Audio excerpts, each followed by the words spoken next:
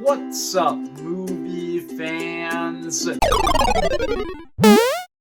Guys, this is going to be kind of a quick video because I have a much longer video that I'm working on right now that is going to be talking about every TV show I saw in 2024. But today, real quick, I wanted to talk about two shows that came out recently. I wanted to review them. I decided to just do a quick double review of them because I just don't have a lot to say about them, so I figured I could knock them out quickly in this video. We have a brand new DC show, Creature Commandos, and a brand new Star Wars show, Skeleton Crew. Let's start with Creature Commandos. This was actually a show that kind of had a lot of pressure on it because this show is our first introduction to James Gunn's new DC universe. This is the first thing in that universe, and it is an animated show that is basically the Suicide Squad, but with a bunch of supernatural monsters. So, how was this show? Was it a good start to the DCU? Yes, I think it was. I actually thought that this show was pretty good. I enjoyed it quite a bit. This kind of is the same type of thing that James Gunn has been doing for basically his entire career in comic book movies. It's a story about a bunch of misfits and criminals becoming friends, learning to be a family, and being forced to go on this mission to save the world. I thought that the show was a ton of fun. I really enjoyed getting to know all of these characters. I thought it was funny. It has James Gunn's signature kind of crude, inappropriate sense of humor. It has some really funny moments. It has a lot of violence. This might be the most violent project that I have seen James Gunn make so far. Getting into the characters, I thought that all of the characters were a ton of fun in this show, and they were all super interesting. This show kind of does the Lost technique where it picks a character every episode to focus on, and it gives you flashbacks to their backstories, and as a result, I thought that every character in this show was super interesting. They were all really well fleshed out. My favorite character in the show was G.I. Robot. I thought that he was very funny and very interesting. He kind of continues this trend that's been in James Gunn projects all the time, where there's one character who is super brutal, but also has kind of a wholesome side to them, and I really enjoy G.I. Robot. I think that the Bride of Frankenstein, or simply the Bride, who is the main protagonist of this show, I thought that she was super interesting. She kind of has the best character arc in the show, as she starts as this really cold, just mean character who isn't really interested in making friends with anybody. She's just kind of a jerk. And then by the time you get to the end of the show, she ends up becoming really good friends with Nina. Speaking of Nina, she's kind of the heart of the team in this show. She's definitely the most kind and caring member, and I just thought that she was a really wholesome character, and that's what I liked about her. I will say, she didn't do a lot in this show to actually impact the story, but still, I liked her. I liked her backstory. I thought that it was one of the saddest in the show. Speaking of incredibly sad backstories, Dr. Phosphorus. He has probably the saddest backstory in this entire show, and I thought that as a result, his character was super compelling, super tragic, while also managing to be one of the funniest characters in the show. I thought that Dr. Phosphorus was great. Somehow this show managed to make me care about Weasel, which was incredibly impressive. I did not expect his backstory to be as sad as it was. This show introduces Rick Flag's father, Rick Flag Sr., as kind of the human leader of the squad. I thought that he served his purpose well enough, but he also was easily the least interesting member of the team. He's the only character in the show who doesn't get a flashback. And then finally, rounding out the main cast of characters, Frankenstein, who isn't actually a member of the Creature Commandos, but he has a big presence in this show.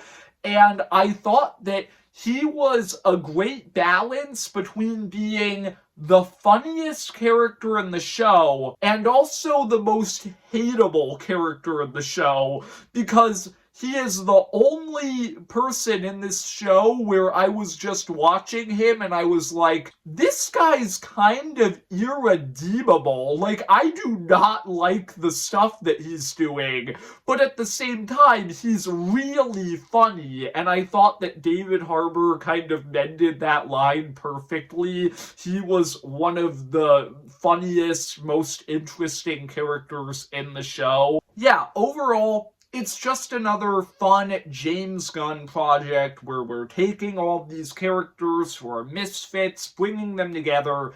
It's the same thing that he's done over and over again. Now, getting into my negatives with this show is the same thing that James Gunn has done over and over again. It's not a huge problem because it is the thing that he's good at. Like, he's managed to deliver on this premise several times with Guardians of the Galaxy, The Suicide Squad, Peacemaker. But at this point, I feel like I'm starting to get a little bit tired of it. And I kind of hope that in the future, James Gunn starts to do different things, especially since he's now in charge of DC, and it looks like he's on that track. I mean, Superman looks like something new for him. He even admitted in interviews that Superman kind of pushed him out of his comfort zone a little bit. So I'm excited for that a lot more than I was excited for this show for many reasons, including the fact that that movie is about Superman,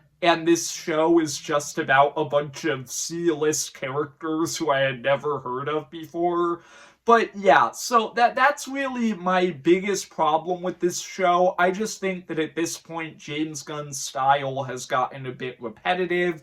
Other than that, I also think that the episode lengths were a bit of a problem. The episodes are only 23 minutes long. Nothing wrong with that. That's the standard length of an animated TV show episode. But in this show, they have like 10 minutes of every episode just devoted to flashbacks for each of these characters. And as a result, I thought that a lot of the main story of the show was a little bit rushed. I think that every single episode could have benefited from like an extra 5 minutes just to flesh things out a little bit more. But still, it's not a huge problem. Overall, I thought Creature Commandos was solid. It's not amazing. It's not one of my favorite James Gunn things. I doubt that it's really going to be one of my favorite DCU things moving forward. But still, it was pretty good. I liked it. I'm going to give it a 7 out of 10. With that being said, let's move on to the other thing I wanted to talk about in this double review, Star Wars Skeleton Crew. Now, going into this show, I was incredibly skeptical because that's kind of just how I am going into every Star Wars show now. Sometimes Star Wars shows are really, really good, like with Andor, the first 2 seasons of The Mandalorian, Ahsoka, Bad Batch, like those are all great shows that I really enjoyed. But then on the other end, Book of Boba Fett, Mando Season 3, Kenobi to a certain extent, and now The Acolyte.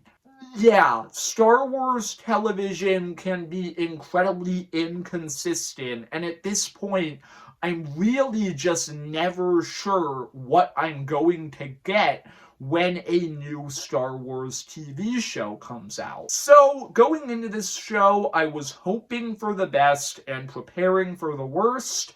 And after watching it, I am happy to say that this is on the good side of Star Wars TV shows. I enjoyed Skeleton Crew. I thought that this show was a ton of fun. I had heard before going into it that the creators of the show were saying that this show was kind of going to be a combination of Star Wars and the Goonies, and I wasn't really sure what they meant by that, but it turns out they were completely right. This is literally just the Goonies in the world of Star Wars. It's about a bunch of kids searching for this ancient treasure. There are pirates who are kind of competing with them for it. Like, this is the Goonies, but in Star Wars. And I was surprised with how much I liked that concept. This was a fun show. Like, the kids are just really enjoyable protagonists. It's kind of fun to see the Star Wars galaxy from the perspective of children, which we've never really seen before. And on the other end, I also really, really liked Jude Law's character in this show, where he's playing this pirate who's kind of reluctantly working with the kids.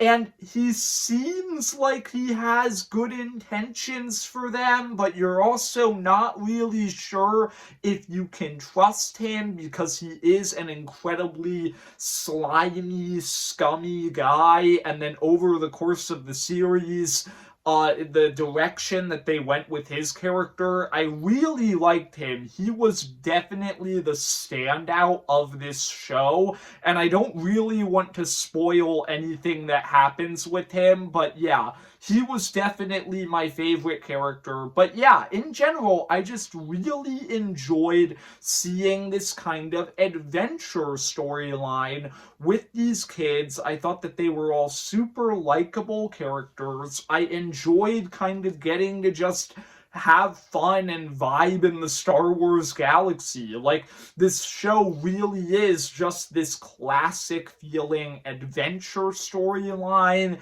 It has some fun new concepts with all these pirates. Along with that, you have kind of these, like, questions that I never really asked, like, where does all of the money come from in the Star Wars galaxy? How do they have so much of it? It's not really something that I have ever asked before, but this show is kind of built on that question, and I thought that it was super interesting, actually, kind of exploring that. This is a good show. I enjoyed it, and I am sad that apparently the viewership of this show was terrible, like the worst for a Disney Plus Star Wars show so far, and that sucks. I think that that's mainly because a lot of people really hated The Acolyte, including myself, and as a result, they didn't really want to watch a new Star Wars show. But if you are one of those people, I promise you this show is actually worth your time. This is not an Acolyte. This is a fun show that I would highly recommend to all Star Wars fans. It's a ton of fun. I enjoyed it. And I really hope that the viewership gets better. Not really, because I want a season 2, truth be told. I think that the ending of this show is pretty conclusive, and I don't think we need a season 2, but I just don't really think that this show deserves the poor viewership. This show is better than that. I'm also going to give this show a 7 out of 10. I don't think it's anything like mind-blowing in Star Wars, but it is an enjoyable show, and you should check it out. It's fun. So there you go. Those are my thoughts on Creature Commandos and Skeleton Crew, and if you want to see my thoughts on these shows and many others, just shortened, that video is coming up. It's going to be a ranking of every 2024 TV show I watched, so be on the lookout for that. See ya, movie fans.